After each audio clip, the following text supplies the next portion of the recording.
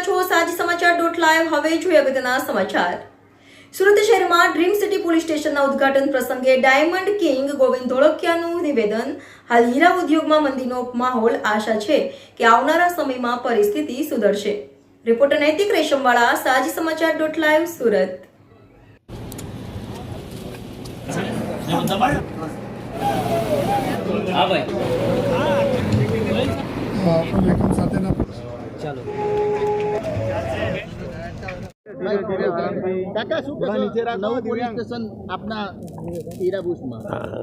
આપણા સુરત ડાયમંડ બુર્સમાં dream city police સ્ટેશનની જે આજે ઉદ્ઘાટન થયું એમાં આપણા પોલીસ કમિશનર શ્રી ગેહલોત સાહેબની મહેનત, ગુજરાત સરકારનો સપોર્ટ અને આપણે આ એરિયામાં જ્યારે ડાયમંડનો આટલું બધું વેલ્યુવાળી અહીંયા વસ્તુ આવે છે, કસ્ટમ છે, તો એના કેવી રીતે સેફ્ટી ને સિક્યુરિટી રહે એવો વિચાર કરીને જે આ police station dream city police સ્ટેશનનું આજે ઉદ્ઘાટન થયું એ બહુ જ સરાહનીય છે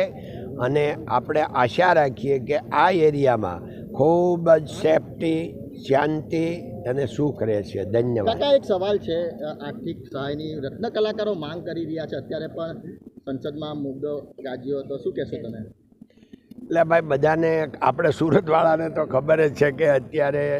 ડાયમંડ બિઝનેસમાં ખૂબ જ મંદી ચાલી રહી છે, એટલે સામાન્ય રીતે બધા જ મુશ્કેલીમાં હોય, એમાં રત્ન કલાકાર તો મુશ્કેલીમાં હોય જ અને છે, પણ આપણે બધાય સાથે મળીને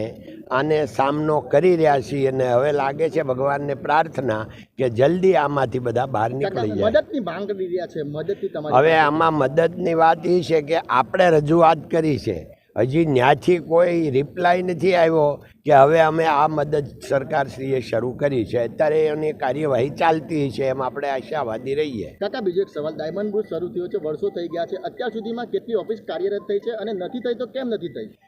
એમાં એવું છે, હમણાં આપણો પ્રશ્નનો જવાબ તો આવી ગયો કે બજાર માર્કેટ જ વીક છે, બધાને આવવું છે, હવે ધંધો કરવો હોય તો નવો ધંધો વધે તો ઉત્સાહ હોય ને આવે, એટલે જે લોકો આવ્યા છે 101 જણા એ લોકો ધંધો કરે છે ને પાછા 21 તારીખે બીજા પાછા લગભગ 101 ઓફિસ આવે છે। ધન્યવાદ। અમારા 38વાં પોલીસ સ્ટેશન આ છે અને ડ્રીમ સિટી પોલીસ સ્ટેશન આપને ખબર છે કે ડાયમંડ બુર્સને ધ્યાનમાં રાખીને એની સુરક્ષા માટે જો છે અને અહીંયા કસ્ટમના ઓફિસ બી છે, દેશ વિદેશ લોકોને બી અહીંયા અવર જવર ટૂંક સમયમાં જો થવાના છે, અત્યારે થઈ રહ્યા છે કે ટૂંક સમયમાં ઓર વધશે જો તો ખજોદ ગાંવ અને આ ડાયમંડ બુર્સ એના મળાઈને જો ડ્રીમ સિટી પોલીસ સ્ટેશનના મંજૂરી જો માની જો ગુજરાત સરકારશ્રીએ કરી છે એના હિસાબથી આજે જો એના ઉદ્ઘાટન કરવામાં આવેલા છે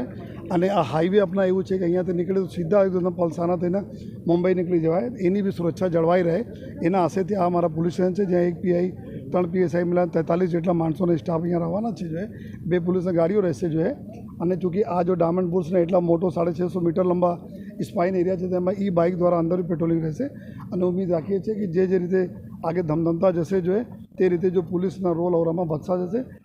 અને સેફ્ટી સિક્યુરિટી પૂરા ઇન્શ્યોર રહે એવી અમે લોકો પૂરા કામ કરતા। ગામડીય વિસ્તાર જોડવામાં છે, કયા કયા ગામ જોડવામાં આવ્યા છે શહેર માટે અને કેટલી વસ્તી થઈ ગઈ છે સુરત પોલીસની? હવે અત્યારે જો ઓલપાડ તાલુકા, કામરેજ તાલુકાના 9 ગામો જેટલા સુરત શહેર કમિશનરેટમાં જે સમાવેશ કરવામાં આવેલા છે। કુલ આશરે વસ્તી અમારી 90 લાખના આસપાસ વસ્તી શહેરને થઈ ગઈ છે અને એને જ લઈને જો અમારા અભી ચેલેન્જીસ પણ વધતા જશે જો કારણ કે આજુબાજુ શહેરના આજુબાજુ જે રીતે જો અર્બનાઇઝેશન થઈ રહ્યા છે, શહેરીકરણ થઈ રહ્યા છે, તો આવનાર સમયમાં સિટી અને રૂરલ એરિયાના લગભગ જો એક જ જેવા કામ થઈ રહ્યા છે, તો આ હિસાબથી સરકારશ્રીએ ગૃહ વિભાગે જો આપણે 9 ગામ આપેલા છે જેના અમે સમાવેશ કરી લીધા છે અને તે વિસ્તારમાં બી અમારા જો નવા પોલીસ સ્ટેશન જ્યાં જરૂરત છે ત્યાં સ્થાપના કરવાની જરૂરત છે 1-2 જગ્યાએ, તે આવી પ્રક્રિયામાં ચાલુ છે। મહેકમ વધારવામાં આવશે કારણ કે ખૂબ મોટો વિસ્તાર થયો છે, પોલીસની ખૂબ જરૂર હોય છે, તો કેટલો વિસ્તાર વધારવામાં ને મહેકમ માટે જો આ વખતે બી બજેટમાં ગયા છે અને ઉમ્મીદ છે આપણે કે ગૃહ રાજમંત્રી સાહેબના